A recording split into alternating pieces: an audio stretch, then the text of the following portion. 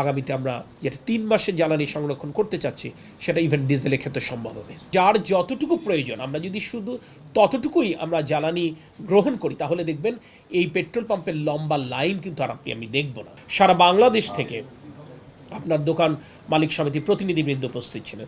সেখানে তাদের আলোচনার পরিপ্রেক্ষিতে একটি তাদের অ্যাপিল ছিল যে অন্তত আমরা এই সময়টা সন্ধ্যা 7টা পর্যন্ত করতে পারি কিনা। বাট আপনারা জানেন যে সুপার পিক আওয়ার শুরু হয়ে যায় কিন্তু 6টা থেকে। সো আমরা তাদেরকে বলেছিলাম এটা ক্যাবিনেট মিটিংয়ের সিদ্ধান্ত, ইটস গুড, আপনারা এই সিদ্ধান্তটা মেনে নেন, আপনাদের এই দাবি বলেন, আপনাদের অনুরোধটা বলেন, এটা আমরা মাননীয় প্রধানমন্ত্রীর গোচরীভূত করব। এটা আমরা তাদেরকে বলেছিলাম এবং তারাও আমাদের উপর আস্থা রেখে তারা সরকারের সিদ্ধান্ত মেনেই কিন্তু তারা বিদায় নিয়েছিলেন। আমরা গত রাতে কিন্তু মাননীয় প্রধানমন্ত্রীর সাথে আমি এবং আমার মন্ত্রী মহোদয় এই বিষয়ে কথা বলেছি এবং যেহেতু এটা জনগণের সরকার, অর্থাৎ জনগণ ভোট দিয়ে সরকারকে সরকার পরিচালনার দায়িত্ব দিয়েছে, সেহেতু এই দোকান মালিক সমিতির তাদের আবেদন, তাদের অনুরোধ বিবেচনায় সরকার প্রধান আমাদের মাননীয় প্রধানমন্ত্রী সন্ধ্যা 7টা পর্যন্ত এখন বিপণী বিতান খোলবার সময় পুনর্নির্ধারণ করেছেন। হ্যাঁ, এবং এটা আমরা আনুষ্ঠানিকভাবে আমরা এই দোকান মালিক সমিতির প্রতিনিধিবৃন্দকে ডেকে এই মেসেজটা কনভে করে দিয়েছি। হ্যাঁ, আজকে থেকে কার্যকর হবে এবং আমরা অ্যাকর্ডিংলি আমরা অফিস অর্ডার পাস হয়ে যাবে। অর্থাৎ দেখেন, জনগণের সরকারের সাথে জনগণের যে একটি সামাজিক চুক্তি থাকে, অলিখিত একটি সামাজিক চুক্তি থাকে, তার প্রতিফলন কিন্তু আমরা এখানে দেখলাম।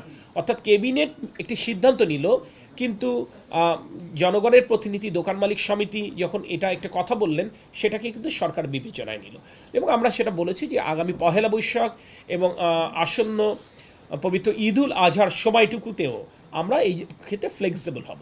মূল কথা যে কথাটা বলতে চাচ্ছি, এই যে বৈশ্বিক সংকট, এই মোকাবেলা তো সরকার একা করবে না, আপনারা গণমাধ্যমের বন্ধুরা যারা আছেন আপনারাও তো প্রথম দিন থেকে কাজ করছেন। ন্যাচারালি আমরা দেশবাসীকে সাথে নিয়েই এই যদি আগামীতে কোনো চ্যালেঞ্জ আছে সেই চ্যালেঞ্জ আমরা মোকাবেলা করতে চাই। সে কারণে আলোচনা করে আপনারা দেখছেন স্কুল কলেজের সময় নিয়ে কথা হচ্ছে, এটা কিন্তু সরকার চাইলে একটা নোটিশ জারি করে দিতে পারত, না এটা করেনি। সরকার আমাদের শিক্ষা মন্ত্রণালয় অভিভাবক প্রতিনিধিদের সাথে বসবেন, স্কুল কলেজের অধ্যক্ষ, প্রধান শিক্ষক, প্রধান শিক্ষিকাদের সাথে বসবেন, অর্থাৎ অল দি স্টেক হোল্ডারদের সাথে বসে কোনটি করলে একদিকে আমাদের জ্বালানি এবং বিদ্যুৎ সাশ্রয় করতে পারি এবং আমাদের কোমলমতি শিক্ষার্থীদের কোনো ক্ষতি না হয় সেটাকে বিবেচনায় নিয়ে কিন্তু একটা সিদ্ধান্ত গ্রহণ করা হবে। অর্থাৎ আলোচনা, সব স্টেক হোল্ডারদের সাথে, অংশীজনদের সাথে আলোচনা সাপেক্ষে আমরা সিদ্ধান্তগুলো গ্রহণ করছি। তো আমি আপনাদের মাধ্যমে আবারও দেশবাসীকে একটি বার্তা দিতে চাই, সময় কিন্তু আসলে ঐক্যবদ্ধভাবে এই দেশকে এগিয়ে নেওয়ার সময়, কিন্তু এখন দায়িত্বশীল আচরণ করবার সময়, কিন্তু দেশপ্রেমের চেতনায় উজ্জীবিত হবার। সে কারণে যার যতটুকু প্রয়োজন আমরা যদি শুধু ততটুকুই আমরা জ্বালানি গ্রহণ করি তাহলে দেখবেন এই পেট্রোল পাম্পের লম্বা লাইন কিন্তু আর আমি দেখব না। এবং আমরা যে কথাটি স্পষ্ট করেই বলেছি, পেট্রোল পাম্পে যে লম্বা লাইন আমরা দেখছি এটা মূলত অকটেন এবং ডিজেলের।